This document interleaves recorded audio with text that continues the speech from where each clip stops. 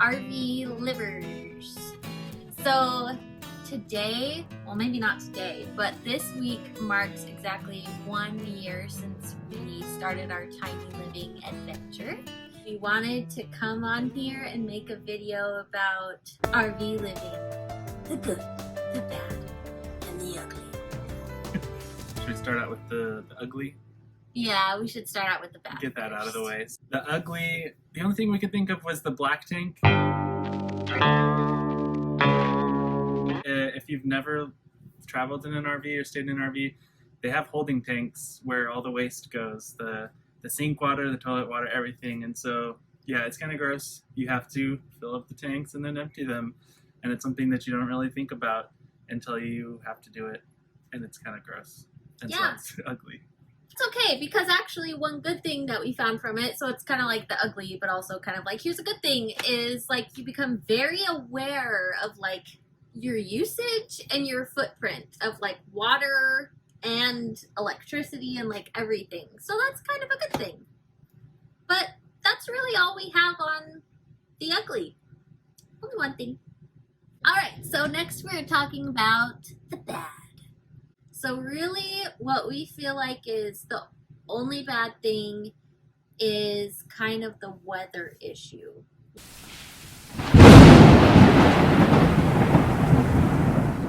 Like, it's just more intense. So we live in Texas. There's lots of storms in the spring. Wind, hail, potentially tornadoes, thunderstorms, and it's just intense. Like, when it's really windy, you can like feel it rock, like you're on a boat kind of. And when it hails, it's like really loud. Yeah, and you feel kind of a little bit unsafe sometimes when it's like shaking and you can hear the wind and the hail, and it's kind of scary. You don't feel like as secure as in like in a building. But you have to remind yourself, like, these things are like really heavy and really sturdy. So, I mean, it's not like they're going to go anywhere in the kind of weather that we're experiencing. And in the winter, it gets pretty cold. But, yeah, you know, we have heaters in here, and so it really isn't that big of a deal. And in the summer, it's hotter. But again, we have 2 AC units, not as big of a deal. The only thing that really freaks me out is that currently we don't have a place to shelter if there's a tornado.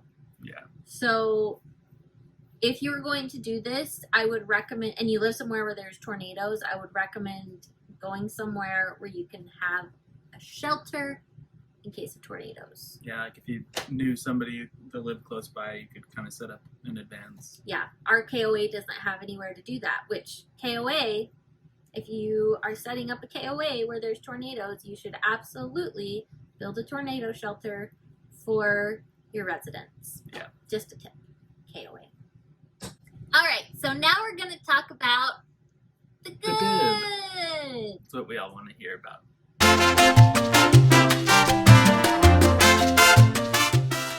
All right, so the good. There's actually like a lot on our list to talk about. So this will be the bulk of the video. So there's less stuff, which makes your life a lot more simple. We're closer together, like, physically and emotionally.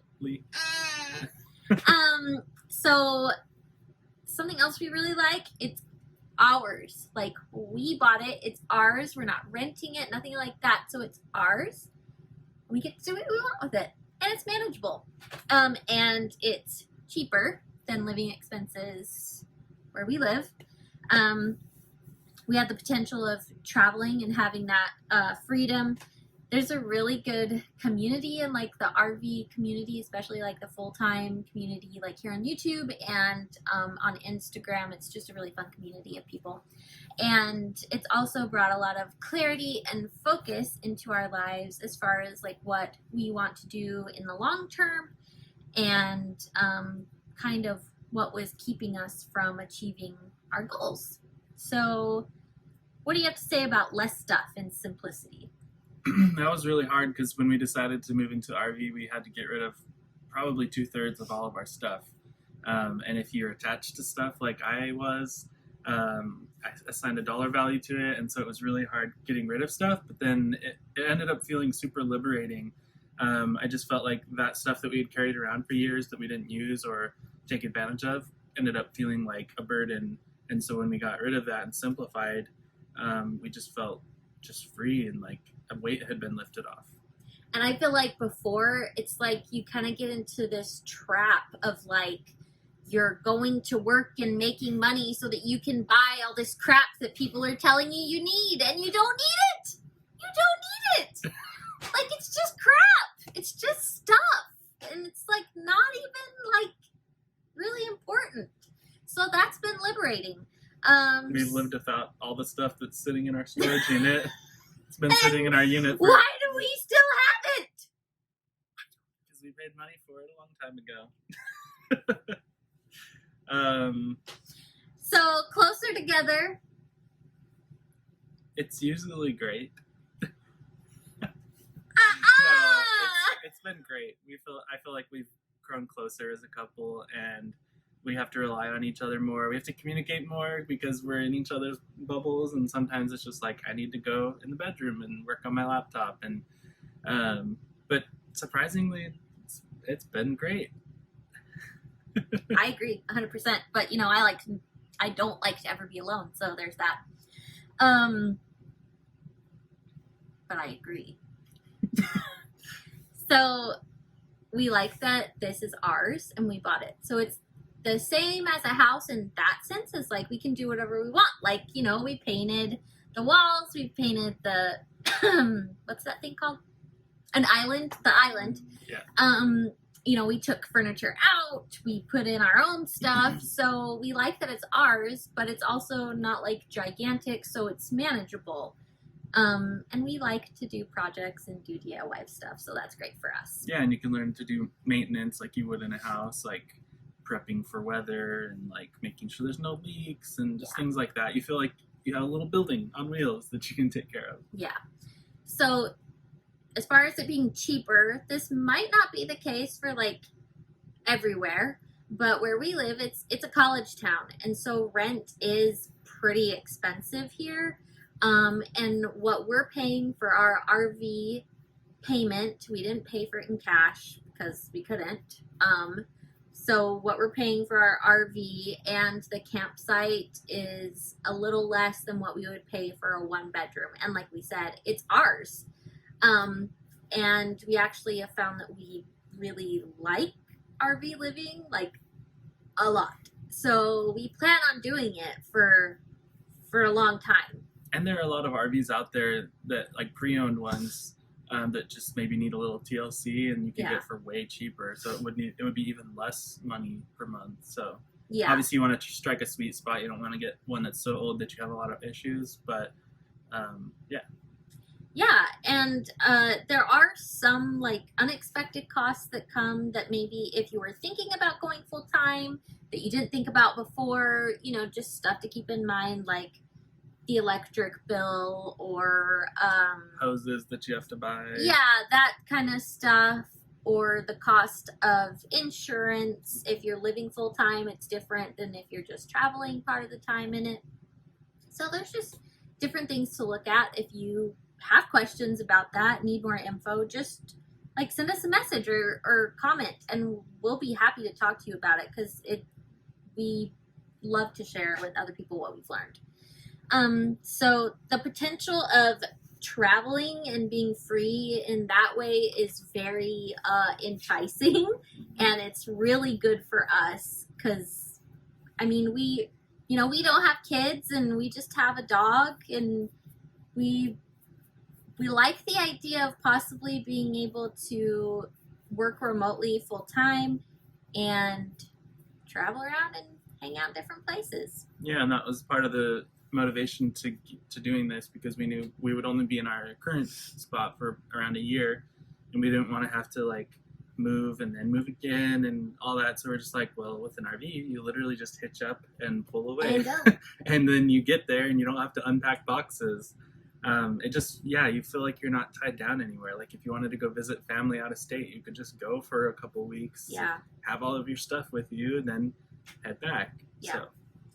So another thing that we love is the community, like not just on social, but also like here, like in our little KOA, like the community is great. There's people that live here full time that are awesome, and then and of all ages, like they're not just older people, which is kind of what it used to be. It's now like middle-aged people and young couples. Yeah, young couples with kids. Like just a lot of people do it, and they're so welcoming and friendly. And like we were surprised the first night here, or one of the first nights here, by our neighbor who had barbecued some ribs and brought them over, and it was just like, so cool. Hey, welcome to the campground. Here's some delicious meats. And you know what? Like people that RV like are just really cool. I'll just say it. They're just really cool. Just have a different outlook on life. Yeah. And as far as Instagram goes, we like following other full-time RV families on there. Our favorite is Carly and Weston. Marsh and C. They're a blast to follow. So if you like tiny living, you should follow them. So the last thing we want to talk about is clarity and focus. So for us, spiritual and temporal self-reliance is really important. And like spiritual self-reliance, it's pretty easy to see how you can get that when, you're a religious person.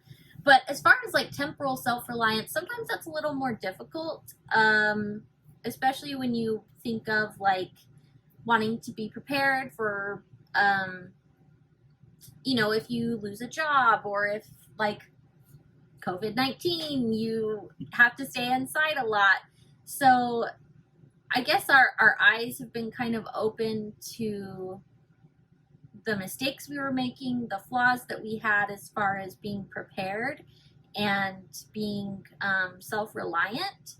And so now we're able to make long-term goals and sacrifice like those short-term desires. Because I feel like before, I don't know, your view is just clouded by, I don't even know what by. And you feel like depending on if you have student loan debt or other debt, like it feels like you're drowning. And this has kind of given us like a little helping hand, so we can feel like, okay, now we can manage what we have, and we can like have a clear plan forward. Yeah, and I feel like it also, just when you take out the stuff and like the need to acquire stuff and the need to work so you can meet that need of acquiring stuff, you really just gain a lot of clarity and focus about what's really important in your life and where you want to spend your time and your resources.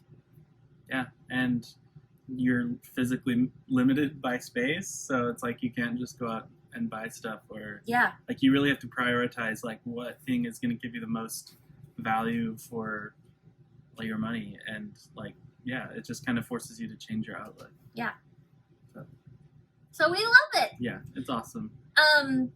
If you aren't already following our channel, like and subscribe to our channel, Our Small and Simple Life. We're going to be sharing more about RV life and about self-reliance on all spectrums of self-reliance. And if you like this video, let us know in the comments, hit the like button, and let us know what you like about tiny living. Whether you're living tiny or not, most people have something that is intriguing to them about it. So let us know in the comments. All right. See you later. See you later.